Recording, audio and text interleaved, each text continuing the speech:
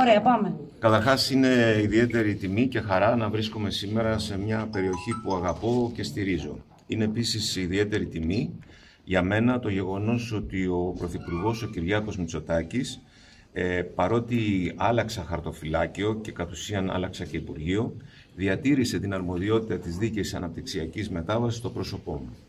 Με συνέπεια και συνέχεια λόγων λοιπόν είμαστε εδώ, προκειμένου να υλοποιήσουμε αυτά τα οποία έχουμε πει, καθότι αυτή η κυβέρνηση ό,τι λέει το κάνει πράξη. Βρεθήκαμε λοιπόν με τους εκπροσώπους της κοινότητας της Ακρινής και συζητήσαμε για το σχέδιο το οποίο έχουμε καταθέσει και μάλιστα όλη αυτή η προσπάθεια ήταν με τη στήριξη του Περιφερειάρχη, του κ. Κασαπίδη, έτσι ώστε να ξεκινήσει η υλοποίηση του σχεδίου που δίνει ένα διαφορετικό περιβαλλοντικό και αναπτυξιακό αποτύπωμα στην κοινότητα και στους κατοίκους. Έτσι λοιπόν, με την παρουσία του Διοικητή της Ειδικής Υπηρεσίας Δίκαιης Αναπτυξιακής Μετάβασης και της Διευθύνουσας Συμβούλου της Μετάβασης, παρουσιάσαμε και το χρονοδιάγραμμα και τις δράσεις όπως ακριβώς τις είχαμε καταθέσει στο σχέδιο προς τους κατοίκους.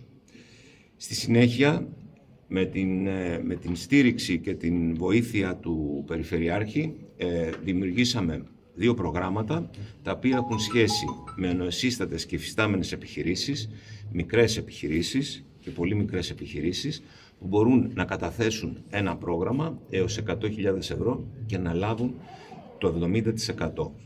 Είναι ένα πολύ σημαντικό πρόγραμμα που πρώτη φορά αναπτύσσεται στην περιοχή και μάλιστα είναι πρώτη φορά που έχουμε ένα τέτοιο πρόγραμμα στην Ελλάδα. Αυτό είναι στο πλαίσιο της στήριξης της Δυτικής Μακεδονίας, ακριβώς γιατί εμείς πιστεύουμε ότι η αλλαγή του παραγωγικού μοντέλου περνάει και μέσα από την αναβάθμιση και την ανταγωνιστικότητα των μικρών και πολύ μικρών επιχειρήσεων.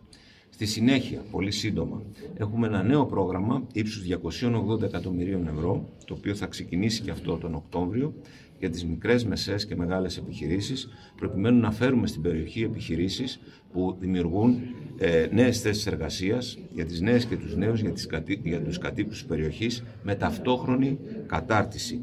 Είναι πολύ σημαντικό να κατανοήσουμε ότι ένας βασικός πυλώνας της προσπάθειάς μας είναι και η κατάρτιση, επανακατάρτιση των κατοίκων.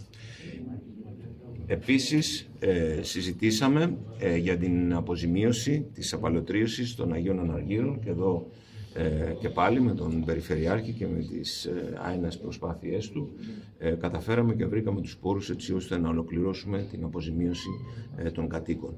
Είμαστε εδώ τηρώντας αυτά τα οποία έχουμε υποσχεθεί. Θα με βλέπετε συχνά, όπως με έχετε δει συχνά στο παρελθόν, και το γεγονός ότι διατήρησε αυτό το χαρτοφυλάκιο δείχνει τη βούληση της κυβέρνησης και του Πρωθυπουργού να τηρήσει όλα όσα έχουμε πει. Κατάθεση των ποσών, εν πάση περιπτώσει μέχρι 15 Ιανουαρίου θα ολοκληρωθεί. Ευχαριστούμε πολύ. Στο εναλλακτικό σχέδιο ή θα ακούσετε το ΣΤΕ? Σας είπα ότι η πρόταση η οποία έχει κατατεθεί είναι αυτή την οποία ήρθαμε να υλοποιήσουμε. Ο νόμος έχει αλλάξει. Αλλά σε κάθε περίπτωση αυτά τα οποία λέμε τα κάνουμε πράξη και γι' αυτό είμαστε εδώ για να υλοποιήσουμε το πρόγραμμα το οποίο έχουμε καταθέσει. Ευχαριστώ.